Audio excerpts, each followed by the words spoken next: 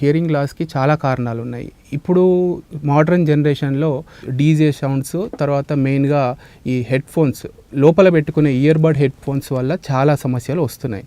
దీనికి ఏంటంటే కారణము, మనకు మామూలుగా సాధారణంగా సౌండ్ అనేది లోపలికి ఇలా వెళ్ళి ఇక్కడ ఇన్నర్ ఇయర్లో హెయిర్ సెల్స్ ద్వారా బ్రెయిన్కి వెళ్తుంది. ఇక్కడ హెయిర్ సెల్స్ ఏవైతే ఉంటాయో అవి డ్యామేజ్ అవుతాయి పెద్ద సౌండ్స్ వినడం వల్ల. దీన్ని నాయిస్ ఇండ్యూస్డ్ హియరింగ్ లాస్ అంటారు. సో ఈ హియరింగ్ లాస్ పర్మనెంట్గా ఉండేదానికి ఛాన్సెస్ ఉంటాయి. ఒకవేళ మనకు సడన్గా జరిగిందనుకోండి, ఎవరికైనా పెద్ద సౌండ్ వినాల్సి వచ్చింది, డీజే ముందు ఒక చెవు పెట్టి విన్నారనుకోండి, సపోజ్ సడన్గా హియరింగ్ లాస్ వచ్చేస్తుంది.